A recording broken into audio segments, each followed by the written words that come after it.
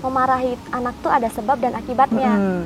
Kemudian kita nunggu nih, adem dulu. Kemudian kita minta maaf kepada kedua orang tua, Bun maafin ya. Dan juga kita tentunya ada komitmen untuk tidak Kalau mengulangi. untuk dampak psikologis sendiri itu biasanya anak akan mengalami trauma, dan takut untuk menyampaikan pendapat mereka. Dan tentunya juga mereka lebih merasa diam, Kak.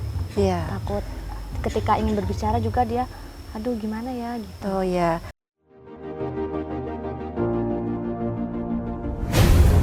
Tetap bersama kami, Tubabaku Streaming Radio, The Goodness of Tubabas. Assalamualaikum warahmatullahi wabarakatuh. Selamat pagi Tubabaku, salam sejahtera. Tabi pun. Ya pun. Gimana kabarnya Tubabaku? Semoga senantiasa sehat dan jangan lupa semangat dalam beraktivitas. Kembali bersama saya Ananda Erika Putri dalam Dialektika, Dialog Interaktif Tubabaku. Hari Anak Nasional merupakan sebuah momen penting karena mengingatkan kita kembali bahwa anak-anak adalah suatu kunci bagaimana terbentuknya masa depan suatu bangsa. Apabila anak-anak menjadi generasi yang unggul dan berprestasi, maka begitu pula dengan masa depan suatu bangsa. Untuk menciptakan generasi semacam itu diperlukan seluruh orang hingga seluruh elemen bangsa kita agar mampu melindungi anak-anak dari kekerasan, mencegah adanya intimidasi seluruh level, dan mampu menjamin hak-hak pemenuhan hak dasar anak. Rileks sekali, pagi hari ini kita akan membahas mengenai anak merdeka dari kekerasan, perkawinan anak, pekerja anak, dan stunting. Dan telah hadir bersama saya, Duta Anak Kabupaten Tulang Bawang Barat periode 2023 hingga 2024, Uji Sandi Perkasa dan Nadia Bening Karisma. Selamat pagi teman-teman. Pagi, Kak. Oke, gimana nih kabarnya hari ini? Sehat? Alhamdulillah sehat. Alhamdulillah sehat. Dan jangan lupa untuk selalu bahagia ya. Iya, Kak. Oke. Nah, kira-kira nih kalian sekarang kelas berapa? Kelas 12 SMA. 12 SMA Kelas juga. 12 SMA. Oke, sebelum kita membahas tema kita hari ini, Kakak ingin tahu dulu nih, kalian ini kan di forum anak daerah ya di Tubaba. Nah, kegiatan kalian tuh seperti apa sih? Bisa dijelasin? Kalau untuk kegiatan kita selama di forum anak itu, kita biasanya keliling di sekolah-sekolah, Kak, untuk school. ya ghost to Iya. school untuk mensosialisasikan tentang pencegahan perkawinan anak, terus tentang kekerasan pada anak gitu. Bullying gitu-gitu. Bullying, oke. Nah, kalian ini sebenarnya udah KBM belum sih? Belum, Kak, karena saat ini masih masa Masa pengenalan lingkungan lingkungan sekolah sekolah. bagi siswa-siswa Adik-adik baru. baru. Oh iya iya iya. Oke, kita beralih ke tema yang akan kita bahas hari ini ya, yaitu tentang anak merdeka dari kekerasan, perkawinan anak, pekerja anak, dan stunting. Nah, menurut teman-teman itu sendiri, apa sih arti tema yang akan dibawakan pada Hari Anak Nasional di 2024 ini? Arti dari temanya kita ini mengambil dari anak-anak di Kabupaten Tulang Bawang Barat ini agar menciptakan kemajuan supaya tidak terjadi lagi stunting, kekerasan, pekerja anak itu dapat terkurangi. Oh, oke, berarti banyak masalah yang terjadi di sekitar Iya, tentang Kak. anak itu ya? Iya, Kak. Oke, nah kita nih sebagai seorang anak, apa sih tanggung jawab kita sebagai seorang anak? Tanggung jawab kita sebagai seorang anak itu ada tergantung berbagai tempat ya, Kak. Misalnya kalau di rumah, tanggung jawab kita harus menghormati kedua orang tua kita. Karena kan kita dilahirkan oleh mereka. Nah, sebagai anak yang berbakti dan juga anak yang baik, kita harus menghormati mereka. Iya. Terus untuk tanggung jawab kita di sekolah itu belajar dengan tekun, Kak. Agar kita bisa meraih hasil yang terbaik di sekolah kita. Oke, ada lagi yang mau ditambahin? Kemudian kita harus bersifat jujur, karena jujur merupakan kunci kesuksesan dan kemudian dapat membuat orang percaya kepada kita. Oke. Kunci kepercayaan. Berarti tergantung dari lingkungannya masing-masing Iya. ya, Iya, benar, baik di Kak. sekolah ataupun di keluarga. rumah. Nah, menurut teman-teman nih, kita sebagai seorang anak juga pasti memiliki tanggung jawab. Nah, menurut teman-teman, kita tanggung jawab sebagai seorang anak itu apa sih? Tanggung jawabnya yang pertama pastinya tentunya untuk belajar ya, Kak. Betul. Karena belajar itu wajib dan telah ditetapkan oleh pemerintah wajar 12 tahun, wajib belajar 12 tahun, di mana dimulai dari SMP hingga SMA. Iya. Oke. Berarti kita harus wajibnya itu adalah belajar. Iya, Kak. Oke. Nah, kemudian kita kan sebagai anak selain dari tanggung jawab, ada hak dan kewajiban kita sebagai seorang anak. Ya. Menurut teman-teman, apa sih hak dan kewajiban kita sebagai seorang anak? Kalau untuk haknya dulu ya Kak, hak yang pertama itu hak untuk berpendidikan. Iya. Kita harus menuntut pada kedua orang tua kita untuk mensekolahkan kita di sekolah sekitar lingkungan kita. Karena dengan kita bersekolah, kita juga dapat belajar, mempelajari karakter, terus mempelajari ilmu-ilmu yang ada di sekolah. Oke, berarti kita harus belajar, terus kemudian apa yang dibilang oleh guru ataupun dikasih tahu oleh guru kita harus belajarin ya. Oke, kalimat ada lagi nih, pernah mendengar nggak? Ada kalimat kalau anak itu adalah penerus dari orang tua. Iya. Pernah dengar? Pernah. Menurut teman-teman nih, apa sih kenapa anak itu disebut dengan regenerasi ataupun penerus dari orang tua? Anak merupakan generasi penerus bangsa dikarenakan mereka mampu menciptakan inovasi baru, kemajuan yang baru untuk mewujudkan masa depan yang gemilang. Baik. Dan mewujudkan generasi emas 2045.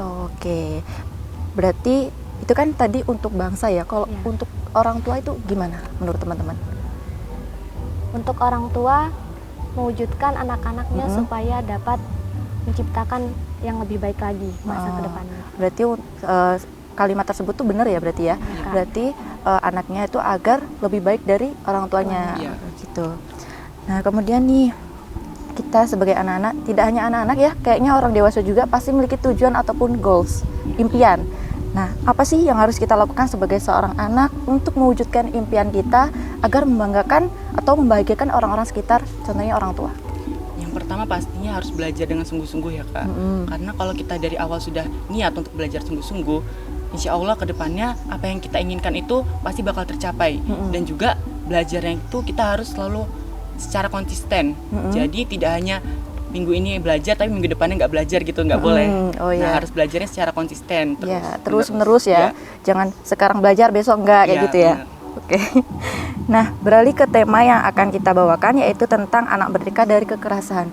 Nah, kita lihat di sekitar kita nih banyak ataupun minim sekali anak-anak yang mendapatkan perlindungan. Nah, terkait kekerasan, banyak sekali macam kekerasan yang dialami oleh anak-anak. Nah, kekerasan ini kan ada yang verbal maupun non-verbal. Ya. Nah, verbal itu biasanya kan dari kata-kata ya. Nah, biasanya didapatkan dari lingkungan sekitar. Contohnya terdekat itu adalah lingkungan keluarga. Nah, biasanya ada orang tua yang mengucapkan kata-kata kasar yang membuat anak sakit hati. Iya, Kak. Nah, menurut kalian nih, kita sebagai anak, sisi sebagai anak itu harus bersikap seperti apa? Tentunya kita sebagai anak harus melihat situasi atau kondisinya ya Kak. Ketika kita ingin marah, kita harus melihat situasinya. Kita nunggu adem dulu nih Kak. Bun, kenapa kok aku dimarahi seperti ini? Apakah salahku? Kadang kan anak belum tahu ya Kak, Yeah. kesalahan kita bagaimana, apa. Kemudian tentunya juga orang tua memarahi anak tuh ada sebab dan akibatnya. Kemudian kita nunggu nih adem dulu. Kemudian kita minta maaf kepada kedua orang tua. Bun, maafin ya. Dan juga kita tentunya ada komitmen untuk tidak mengulangi kesalahan kembali. Oke, berarti ada komitmen dan Ya Kak. intinya komunikasi ya. Komunikasi. Ya, komunikasi. Oke, nah tapi teman-teman ada orang itu ada merespon, ada dua biasanya, ada yang diem aja, ada yang memberontak. Ya, Kak. Nah, menurut teman-teman gimana sih kita sebagai seorang anak sikapnya harus gimana? Harus diem aja kah, apa berontak atau gimana? Kalau misalnya orang tua sedang marah-marahin kita melewat ucapan gitu ya Kak, itu sebaiknya kita dengarkan terlebih dahulu orang tuanya itu marah karena apa gitu. Kan kalau misalnya kita udah tahu, udah paham orang tua marahnya gara-gara kita nggak bisa diatur atau kita gara-gara suatu masalah lah. Nah, kita pasti akan mencari jalan keluar dengan cara berkomunikasi tersebut. Ngobrol berdua sama orang tua, Iya. biar Adanya kondisinya tuh lebih kondusif. Oh iya, berarti intinya komunikasi ya, Iya. Mbak ya. Oke. Nah, selain dari kata-kata kasar nih, kalian pernah dengar juga nggak kalau orang tua membanding-bandingkan anaknya dengan anak satu dengan anak yang lain, bahkan anak dengan tetangganya? Iya. Nah, menurut kalian gimana sih kita cara nanggepinnya? Boleh jawab. Cara nanggepinnya kita tentunya dibandingkan oleh orang tua tuh rasanya sakit ya Kak. Heeh. Dan kemudian kita tuh kayak merasa tidak dihargai, tidak penting. Kemudian Boleh tambahin? Ya. Heeh. Ya pasti sakit hati ya Kak ya, Iya, intinya sakit betul. hati. Tapi di balik sakit hati tersebut mungkin orang tua membandingkan kita dengan yang lain itu Ada karena sebab dan ada akibat. sebab dan akibatnya. Mungkin orang tua ini ingin kita lebih termotivasi dengan yang betul. dibanggakan oleh orang tua tersebut, Ya, biar berubah kita jadi bisa lebih baik. berubah menjadi lebih baik lagi. Baik. Intinya apa yang dilakukan oleh orang tua itu pasti yang terbaik. yang terbaik Iya, untuk pasti yang terbaik. anaknya. Oke. Nah, tadi kan kita membahas tentang kekerasan verbal ya dengan kata-kata. Kita beralih ke kekerasan nonverbal atau dengan kekerasan. Nah, saya juga pernah melihat ataupun mendengar bahwa ada orang tua yang melakukan kekerasan seperti dipukul kepada anaknya dan membuat anaknya itu trauma. Nah, si orang tua ini menganggap bahwa dengan cara dipukul tersebut si anak ini nurut dan membuat segan pada orang tuanya. Nah, menurut teman-teman nih, kita sebagai anak, gimana sih cara mengantisipasi ataupun mencegah adanya kekerasan tersebut? Untuk mencegah atau mengantisipasinya ya Kak, kita bisa meminta bantuan kepada orang dewasa sekitar kita, misalnya Iya. seperti kakak ataupun paman atau bibi. Iya. Nah, kalau misalnya kita sendiri nggak bisa menyelesaikannya dengan cara berkomunikasi, ya kita bisa minta bantuan kepada mereka agar mereka yang lebih paham lah tentang orang tua kita, jadi mereka bisa berkomunikasi dengan orang tua Orang kita. tua. Oh, berarti kita harus mengadu ke orang lain ya? Iya. Tentunya yang lebih dekat pada Iya, kita. tentunya Oke. keluarga. Kita sebelumnya membahas tentang kekerasan anak baik verbal maupun nonverbal. Nah, menurut teman-teman nih, apa sih dampak kekerasan bagi si anak yang mengalami kekerasan? Dampaknya itu ada dibagi menjadi dua ya Kak, ada dampak fisik dan juga dampak psikologi. Kalau dari dampak fisiknya itu mungkin pasti anak-anaknya ada luka atau cedera di bagian tubuh mereka, karena kan kalau kekerasannya nonverbal itu pasti orang tuanya bakal memukul ataupun mencubit dan itu pasti bakal meninggalkan bekas.